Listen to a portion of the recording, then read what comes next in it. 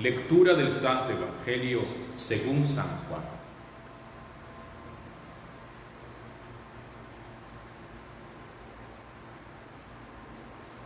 En aquel tiempo dijo Jesús a sus discípulos: la paz les dejo, mi paz les doy. No se la doy como la da el mundo. Que no se turbe su corazón ni se acobarde. Me han oído decir, me voy y vuelvo al lado de ustedes. Si me amaran, se alegrarían de que vaya al Padre, porque el Padre es mayor que yo. Se lo he dicho ahora antes de que suceda, para que cuando suceda, crean. Ya no hablaré mucho con ustedes, pues se acerca el príncipe de este mundo. No es que él tenga poder sobre mí, pero es necesario que el mundo comprenda que yo amo al Padre y que, como el Padre me ha ordenado, así actúo. Palabra del Señor. Gloria a ti, Señor Jesús.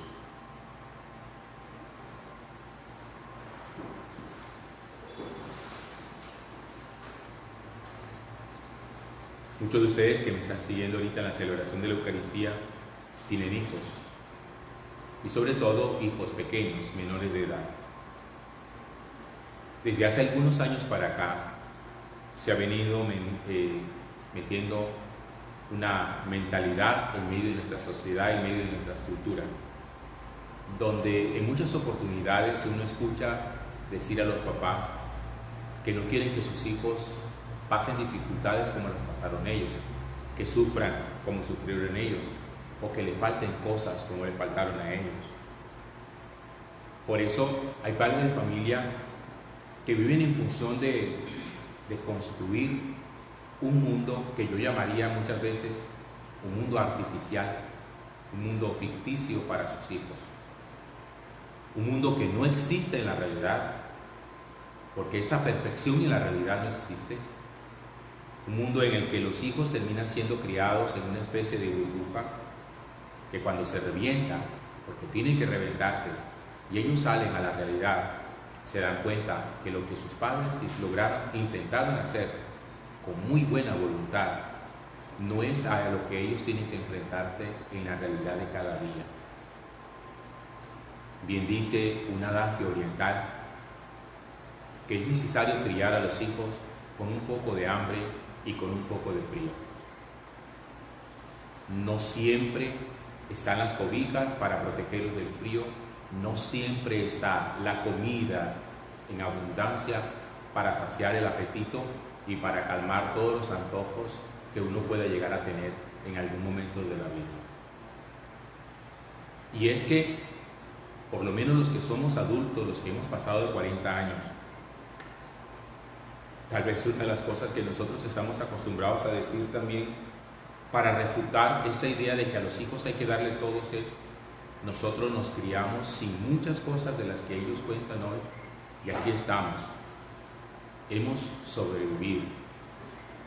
Y a lo mejor no hay tanto trauma como se piensa, que pobrecitos que van a crecer traumatizados, que hay que pensar que con algunos problemas psicológicos.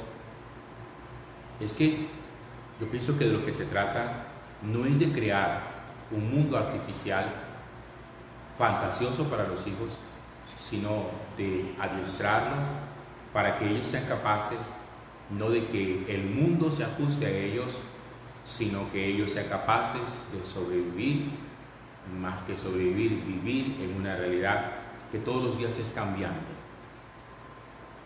Y es cambiante porque nosotros ya nos hemos percatado de ello. Los teléfonos no son iguales, la manera como nos comunicamos no es igual. Hoy nosotros tenemos noticias de los acontecimientos casi que en tiempo real. Antes, para enterarse de algo había que esperar de un día para el otro. Las comunicaciones, el telégrafo, el telegrama, los teléfonos de disco. No, ya las cosas no funcionan así. Ha habido mucho avance, ha habido progreso en muchísimas cosas. Pero lo que es cierto es que el corazón humano, aunque haya mucha tecnología, el corazón humano sigue siendo idéntico. Es decir, seguimos siendo generosos y egoístas. Seguimos siendo valientes y acobardados. Seguimos siendo gente de fe o incrédula. Seguimos siendo apasionados o indiferentes. De todas esas cosas hay en nuestro corazón.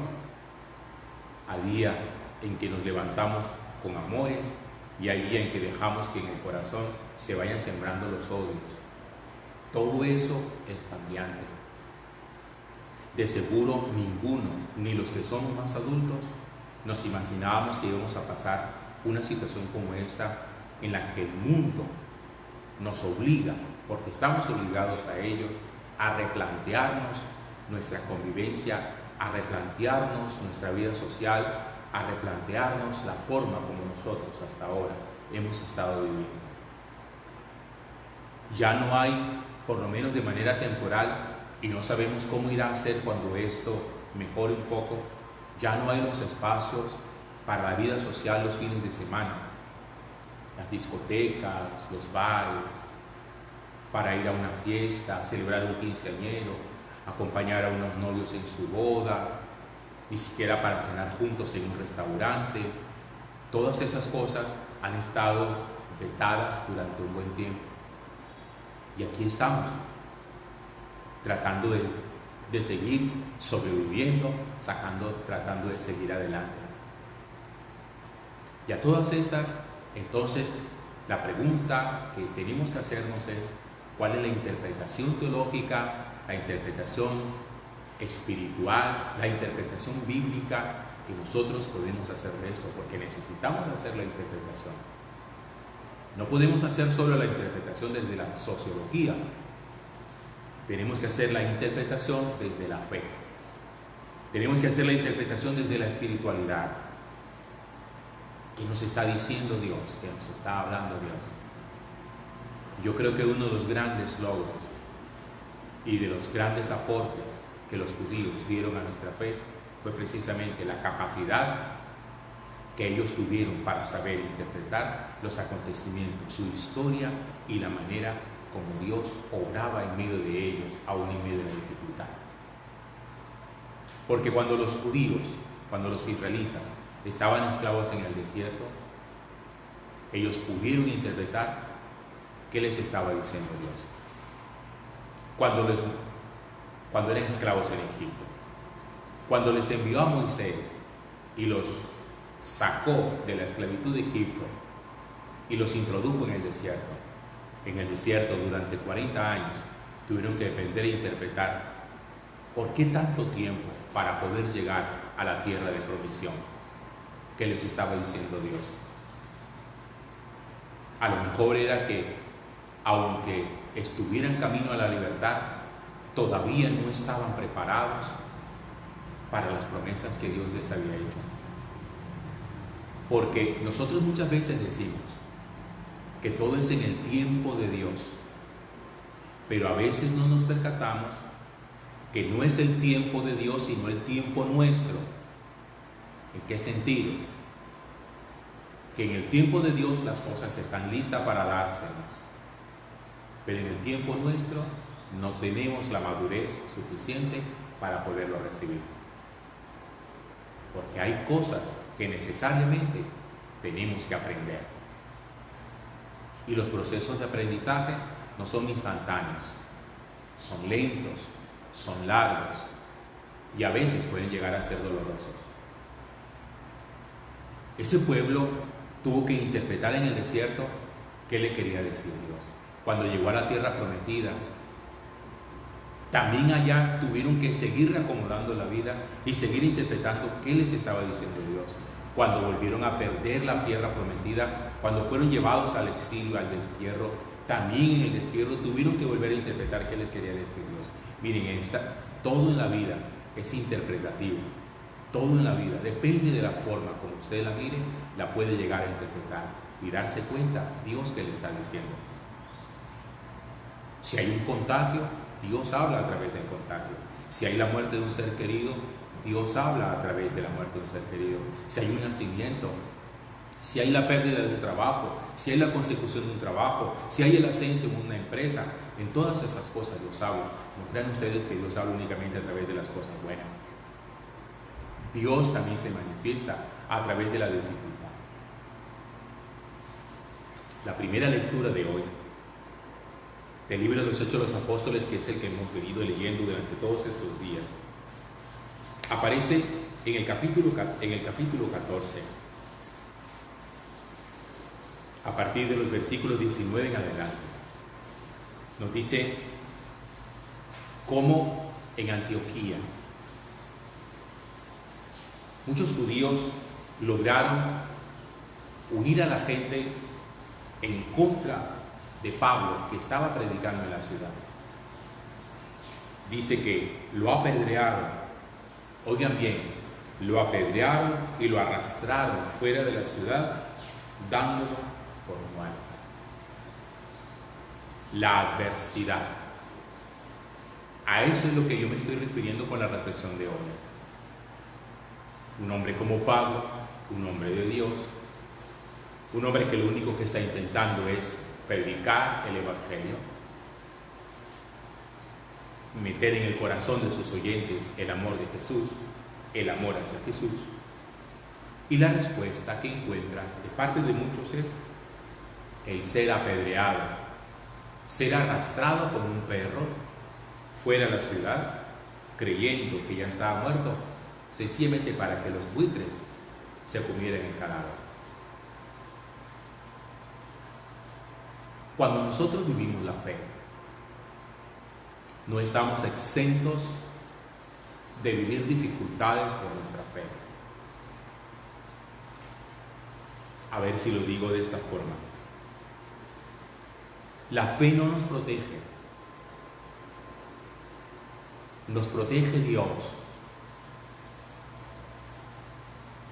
Pero que nos proteja Dios no quiere decir que en algún momento de la vida no vayamos a pasar dificultades. La protección de Dios consiste en que no tengas miedo, que yo estaré contigo, pase lo que pase, y yo te levantaré de todas tus frustraciones. Sigue diciendo el libro de los Hechos de los Apóstoles que los discípulos de Pablo fueron donde estaba el cuerpo, se dieron cuenta que estaba vivo, lo levantaron, lo curaron y él volvió a la ciudad. Al día siguiente salió con Bernabé para la ciudad de Derbe y allí se dedicó a seguir predicando el Evangelio de Dios. Pablo no, como decimos nosotros, no tiró la toalla. Pablo no fue una persona que dijo al Señor, si esta va a ser la manera como tú me vas a pagar, pues entonces yo no te quiero servir. Esa no fue la reacción de Pablo. Por el contrario, Pablo se levantó, se fue a otra ciudad y allá siguió predicando el Evangelio de Dios. Dice, y ganó muchos discípulos. Ganó muchos discípulos. Porque Pablo sabía que la predicación del Evangelio no es un hobby, no es un entretenimiento, que no se predica el Evangelio, como se los decía hace algunos días atrás, simplemente para que la gente se sienta bien. Se predica el Evangelio porque en la fuerza del Evangelio está el poder de la salvación. Lo que está en juego es la salvación. Y el espíritu del mal siempre levantará su ejército en contra de todos los que quieren hacer la obra de Dios, precisamente para intentar detenerla. Siempre el maligno levanta un poderoso ejército en contra de aquellos que intentamos construir el reino de Dios en medio de la comunidad. Porque nada que le huela a Dios, nada que le huela a redención, nada que le huela a conversión, lo va a permitir. siempre intentará destruir todo lo bueno que usted quiera construir en su casa. Él intentará destruírselo. Eso sí, para que usted no caiga en la desesperación inicial, él buscará darle unos paliativos, como que usted construya su casa sobre la fortuna y que usted viva feliz con eso, de que está construyendo su casa sobre la fortuna. O que usted levante su casa sobre el prestigio, sobre su apellido, y que usted viva feliz de eso, de su apellido, de su prestigio, de su abolengo, de su raza. Claro, y entonces uno muchas veces vive feliz y contento con eso nada más y olvida lo más importante, que es la salvación. Pero cuando él se da cuenta, el maligno, de que usted echa a un lado todo aquello en lo que inicialmente había construido su casa, la fortuna, el abolengo, el prestigio, el apellido, la raza, y que quiere traer la salvación a su casa metiendo a Jesús, se vendrá contra usted y contra su familia con todas sus fuerzas. Y utilizará todas las cosas que nosotros vivimos, como las que estamos viviendo hoy, justamente para desanimarnos y para sacarnos del camino de Dios. Yo no sé si alguna de las personas, o muchas personas, este tiempo los ha llevado o al enfriamiento espiritual o a la desconfianza de Dios. Porque siempre encontraremos en el camino quien nos apedree por la fe, como Pablo. Siempre encontraremos en el camino quien nos diga: ¿y tú para qué rezas tanto? ¿De qué te ha servido rezar tanto? Si Dios te hubiera escuchado, al día siguiente de haber empezado la pandemia se hubiera acabado. Esa es la interpretación que muchos dan. Siempre habrá gente que le tire piedras a usted por su fe. Siempre habrá gente que le apedree su fe. Y usted tiene dos opciones: se levanta como Pablo, continúa confiando en el Señor, continúa predicando la palabra de Dios, o simplemente se queda en el suelo tirado, medio muerto, adolorido, sangrando y renegando y diciendo sencillamente: yo no doy más.